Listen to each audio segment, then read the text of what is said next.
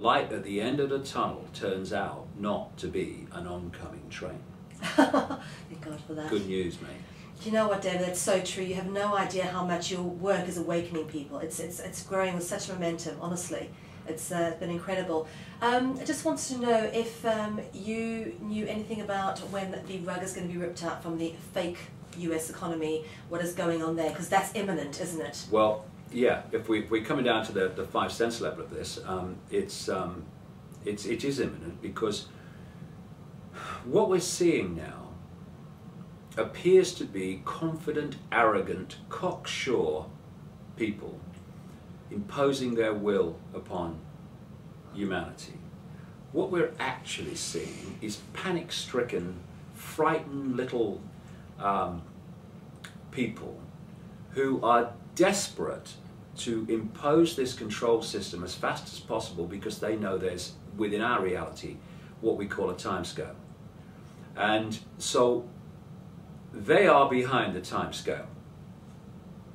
And so to pull it up, they are preparing to throw everything, the kitchen sink and the plug, at humanity, which is why we need backbone, we need calmness, we need not to react with violence, we need not to react with panic, and we need to draw this line in the sand and say here no further under any circumstances. Because first of all, they're going to throw the swine flu vaccination at us, and because of its effect on the immune system, and through nanotechnology, microchips, perception and many other things, and also spreading the virus so that they can then say we need more vaccination to spread that stop the virus which we're spreading in the vaccination. I mean, you couldn't make it up.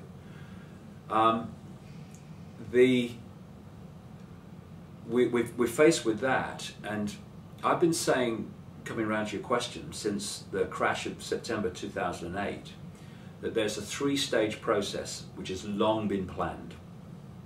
1, crash the economy, show people there's a problem.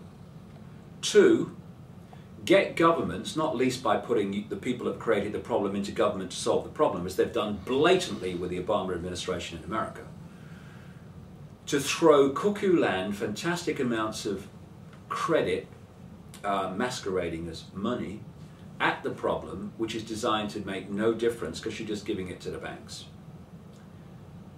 When it is perceived that the barrels of government financial reaction and response are empty, then you crash the economy again on an unprecedented scale.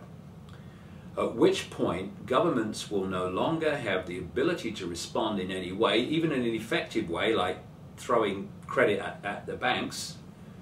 And then the idea is the banking cartel, which has manufactured the problem, then offers the solution. And the solution will be a complete restructuring of global finance, with a world central bank that would dictate to the financial institutions of every country. What they really want, not necessarily they'll get it immediately, but where they're heading is a single electronic currency and no cash and no separate currencies, controlled by the world central bank, i.e. them. And as people respond, react in fear and in anger at what is happening, you use that as an excuse to fill the streets with the military to impose martial law and fascist tyranny, with the excuses we have to stop the rioting. I'll tell you an interesting story. And this will be happening all over the world, but it's very very appropriate to what I'm talking about. In 2008, early 2008, I got a letter from a traffic warden in Britain.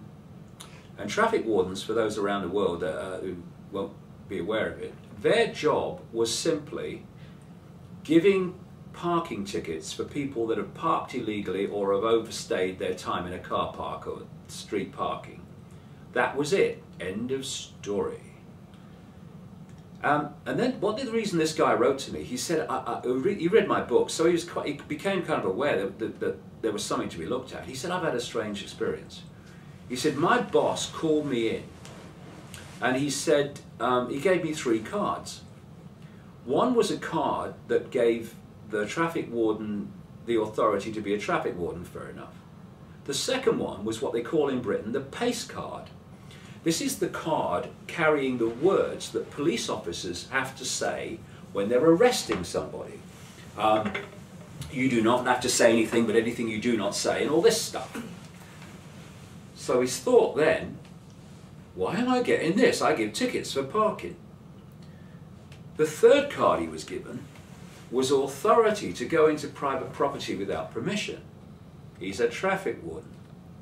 So he says to his boss, what's all this about? And he said, I don't know, I've been told to give them to people, take them home, leave them till further notice.